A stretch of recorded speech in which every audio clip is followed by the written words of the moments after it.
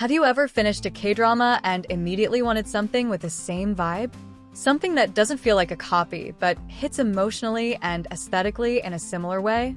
If so, this video is for you. Today, we're talking about K-dramas with similar vibes. Not to compare or say one is better, but to simply help you find your next favorite show based on ones you already loved. Let's start with two fantasy romance dramas that feel connected in the most unexpected ways: Doomatyourservice and Mydemon.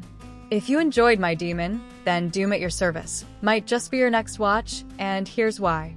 Both dramas carry that fantasy romance magic, but it's the little moments that make them feel deeply connected. In Mydemon, the first meeting between Do-hee and Young-gu happens over a slice of cake. Strangely familiar, right?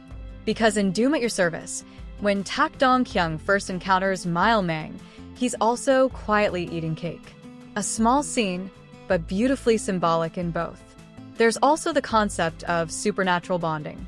In Mydemon, a tattoo transfers between them, connecting their fates.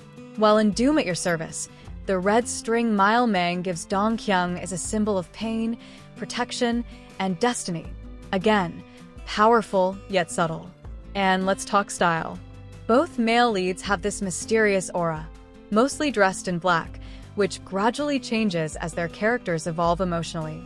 It's not about which drama did it first or did it better, but about how both delivered that cozy, emotional fantasy with a deep romantic pull. Well, if you enjoyed Mr. Queen, there's a newly aired drama that might just hit the same sweet spot. It's called Bon Appetit, Your Majesty. Let me tell you why I think they vibe in the same universe. Both dramas center around a character who time travels from modern-day Korea straight into the Joseon era, and not just anyone, but someone with incredible culinary skills. In Mr. Queen, we follow a quirky, sharp-tongued male chef who mysteriously wakes up in the body of a queen.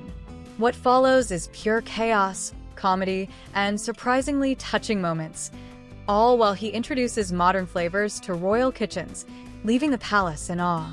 Now, in Bon Appetit, Your Majesty, the twist is slightly different. We meet Yoon Ji-young, a skilled French chef who time-slips into Joseon through an old cookbook. She doesn't change bodies or genders, but she does meet a fearsome king, who just happens to have a very refined palate. Their dynamic? Unexpectedly adorable. The comedy? Subtle, yet satisfying. And the food? Mouth-watering. Both shows highlight how these modern chefs shake up the palace kitchens, introducing unheard-of recipes, flavors, and confidence.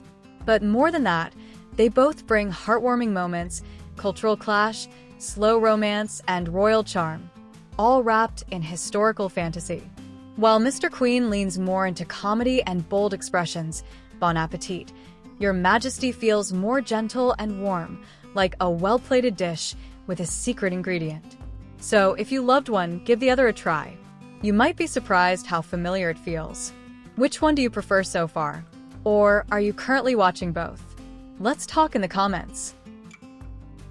Let's talk about two beautiful, mature romance dramas starring the same incredibly talented actor. Jung Hae-in. Something in the Rain and One Spring Night may tell different stories, but they share an unmistakable emotional atmosphere, soft, introspective, and deeply human. In Something in the Rain, we watch a beautiful Nuna romance unfold between Yoon Ji-na and her best friend's younger brother. But beyond the romance, the drama gently explores themes like societal expectations, family pressure, and personal growth. The slow pacing, cozy lighting, and that unforgettable jazz soundtrack all make it feel like a warm, rainy evening. Now, in One Spring Night, Jung Hae-in plays a pharmacist and a single father who falls for a woman stuck in a long-term relationship that has lost its spark. It's not just about new love, it's about choosing yourself and learning to be honest, even when it's difficult. Both dramas are from the same director and writer duo, so they share similar cinematography, aesthetic tones, and that almost quiet intimacy that pulls you in. The stories feel real, imperfect, raw, and full of quiet tension. If you loved one, you'll likely appreciate the other. They don't repeat each other's stories. but they echo the same emotional depth and softness that make them so memorable. If you loved What's Wrong with Secretary Kim, there's a high chance King the Land might have given you similar feels. While the settings differ, one an office, the other a luxury hotel, both dramas highlight a beautiful blend of workplace romance, personal healing, and warm friendships.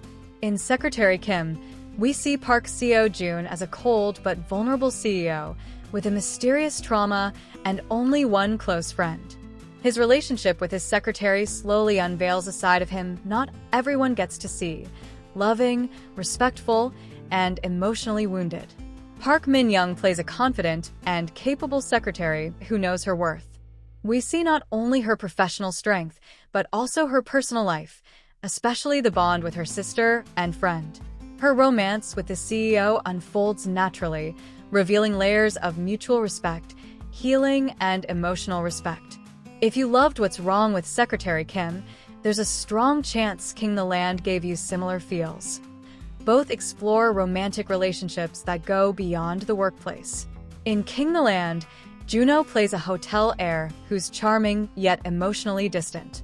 He too is haunted by a childhood mystery and finds comfort in the genuine warmth of a hotel employee.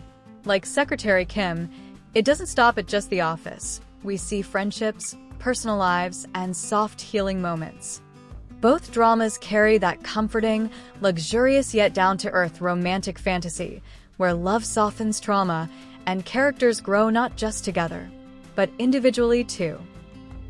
Let's talk about Queen in Hyun's Man and Faith, two dramas that take us across centuries, blending romance, history, and fantasy, but in very different ways. In Queen in Hyun's Man, we follow a Joseon-era scholar who unexpectedly finds himself in modern-day Seoul. It's not just time travel, it's the quiet charm of watching someone so out of place find comfort, love, and meaning in a totally different world.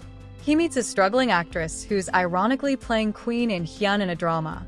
Their chemistry is soft, sweet, and unforgettable.